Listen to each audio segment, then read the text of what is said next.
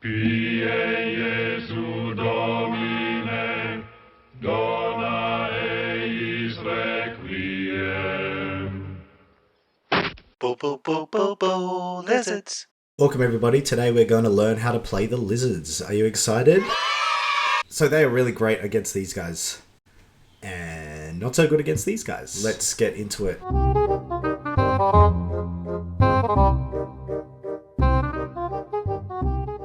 The Outcast is what discarded cards represent to the lizards. The outcasts of the forest turning to cult-like worship in the face of adversity. Instead of discarding cards normally, players discard into the outcast area of your lizard faction board. The suit of the discarded cards will be considered the outcast suit on your turn and will be key to where your actions take place, and which cards you can craft. If the same outcast suit occurs twice in a row, your birdsong actions cost less. Lizards, skinks and geckos are all amazing garden guardians and help to manage pests like Cards. Now, defending lizard warriors become acolytes for your birdsong actions. So anytime someone initiates a battle against you, you will get acolytes if you lose warriors. These acolytes are then used for your birdsong actions. Isn't he cocky? The tokens that lizards put down are gardens, and gardens always rule a clearing no matter what. Please listen! Now let's find out how to score. Spend a card matching a garden's suit. You get points depending on how many gardens you have put down. Apart from that, you get points just like any other faction.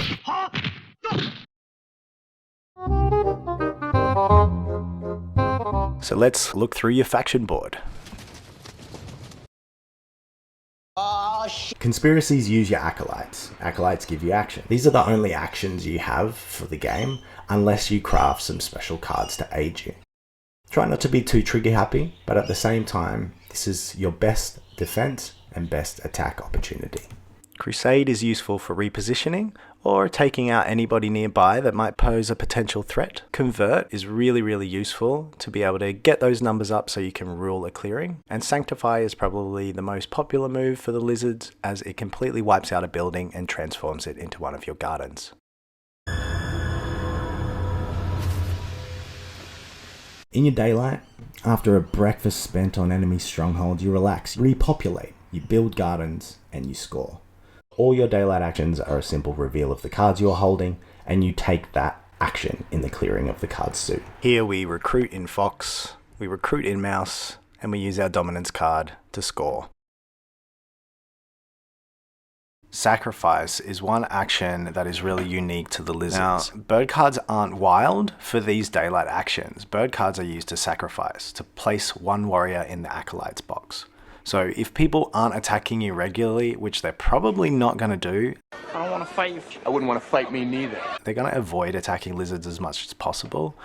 You're really going to need a good hand of bird cards. When a dominance card is discarded, it goes into a place on the board anyone can access.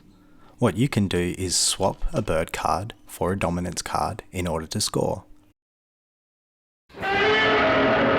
In evening, you return all revealed cards to your hand, and then you may craft. The final thing is you'll draw more cards depending on how many gardens you put up, and then you'll discard down to 5, which means you can affect the outcast suit by discarding into your outcast. People playing against lizards will be aware of the outcast suit and will try to manipulate that so that you're not as powerful with your acolytes. So just be aware of balancing your need for acolytes and actions with what you can do in the particular outcast suits. And don't forget right now that lizards have a new setup available on the Kickstarter that will be available with the next expansion, which gets you 2 acolytes to begin on your starting turn, which is just a nice little pep for the lizards. It's something that I implement with my table, as well as some of the new updates to cats and corvids. We have a lot of fun with this. I feel like it's a bit more evenly balanced. Hope you enjoyed. Please like and subscribe. If you've got any lizard tips, please share them in the comments below. I'd love to hear more strategies for this great game. See you later.